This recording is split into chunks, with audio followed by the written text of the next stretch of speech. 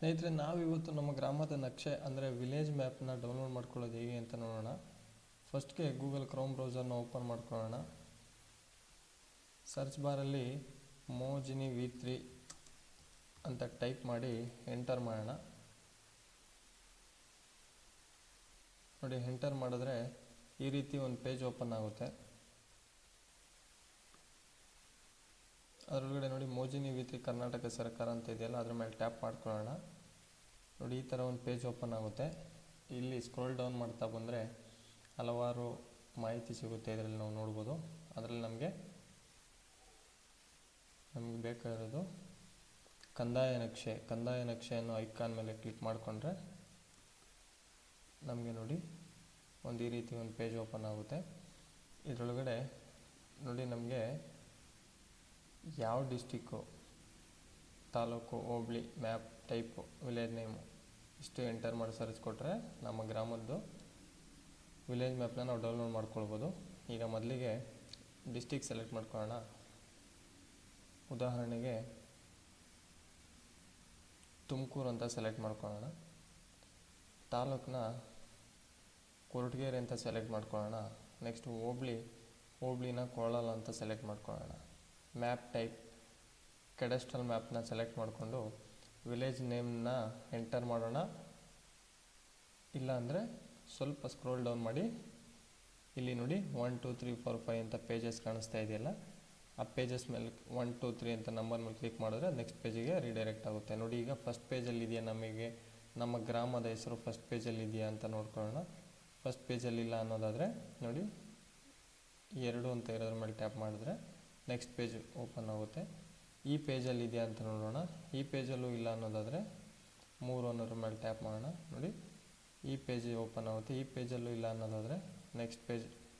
ಇದೇ ರೀತಿ 1 by 1 page open ಆಗುತ್ತೆ. ನೋಡಿ, ಫಾರ್ ಎಕ್ಸಾಂಪಲ್ ಇವಾಗ ನಾವು ಈ ಪೇಜಲ್ಲಿ ಯಾವುದಾದ್ರೂ ಒಂದು ಗ್ರಾಮದ ಮೇಲೆ ನೋಡಿ ಈ PDF ಫೈಲ್ ಅಂತ ಇದೆಯಲ್ಲ, ಇಲ್ಲಿ ಕಾಣಿಸ್ತಾ ಇದೆಯಲ್ಲ, ಈ ಐಕಾನ್ ಮೇಲೆ ಕ್ಲಿಕ್ ಮಾಡಿದ್ರೆ ನಮಗೆ ವಿಲೇಜ್ ಮ್ಯಾಪ್ ಓಪನ್ ಆಗುತ್ತೆ. ನೋಡಿ ಈ ರೀತಿ ಮ್ಯಾಪ್ ಓಪನ್ ಆಗುತ್ತೆ. ನೋಡಿ, ಈ ರೀತಿ ಮ್ಯಾಪ್ ಓಪನ್ ಆಗುತ್ತೆ. ನೋಡಿ, ಈ ಮ್ಯಾಪಲ್ಲಿ ನಾವು ಇದು ಸೆಂಟರ್ ಆಫ್ ವಿಲೇಜ್ ಅಂದರೆ ನಮ್ಮ ಊರಿದು. ನಮ್ಮ ಊರಿಗೆ ಹೊಂದಿಕೊಂಡಿರುವಂಥ ಸರ್ವೆ ನಂಬರ್ಗಳನ್ನ ನಾವಿಲ್ಲಿ ನೋಡ್ಬೋದು. ನಮ್ಮ ಊರ ಪಕ್ಕನೇ ಯಾವ್ಯಾವ ಸರ್ವೆ ನಂಬರ್ ಇದೆ ಅಂತ ನಾವಿಲ್ಲಿ ನೋಡ್ಬೋದು. ಹಾಗೆ ಈ ಇದು ರಸ್ತೆಗಳಿದು. ಈ ನಮ್ಮ ಗ್ರಾಮದಿಂದ ಯಾವ್ಯಾವ ಬೇರೆ ಬೇರೆ ಗ್ರಾಮಗಳಿಗೆ ರಸ್ತೆಗಳು ಹೋಗುತ್ತೆ ಅಂತ ನೋಡ್ಬೋದು. ನೋಡಿ ಇಲ್ಲಿ ಸುಮಾರು ರಸ್ತೆಗಳು ಹೋಗುತ್ತೆ. 1 2 3 4 5 ನೋಡಿ, ಸುಮಾರು ರಸ್ತೆಗಳು ಹೋಗುತ್ತೆ. ಅದರಲ್ಲಿ ಯಾವ ಸರ್ವೆ ನಂಬರಲ್ಲಿ ಆ ರಸ್ತೆ ಹಾದು ಹೋಗುತ್ತೆ ಅಂತ ಕೂಡ ನಾವು ನೋಡ್ಕೊಳ್ಬೋದು. ಹಾಗೆ ನೋಡಿ, ಇದು ಹಳ್ಳಗಳು ಕೂಡ ನಾವು ನೋಡ್ಬೋದು. ನೋಡಿ, ಹಿಂಗೆ ಸ್ಕ್ರೋಲ್ ಡೌನ್ ಮಾಡ್ತಾ ಬಂದರೆ ನಮಗಿಲ್ಲಿ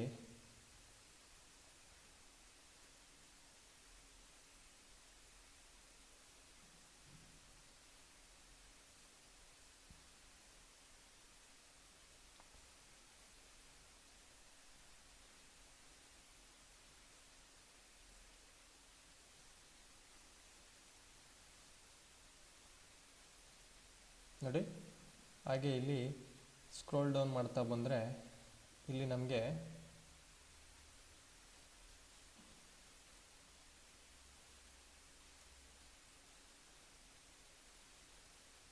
ನೋಡಿ ಗೊತ್ತಾಗುತ್ತೆ.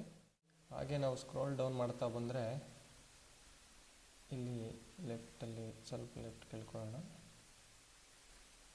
ಹಾಗೆ ಇಲ್ಲಿ ಸ್ಕ್ರೋಲ್ ಡೌನ್ ಮಾಡ್ತಾ ಬಂದರೆ ನಮಗೆ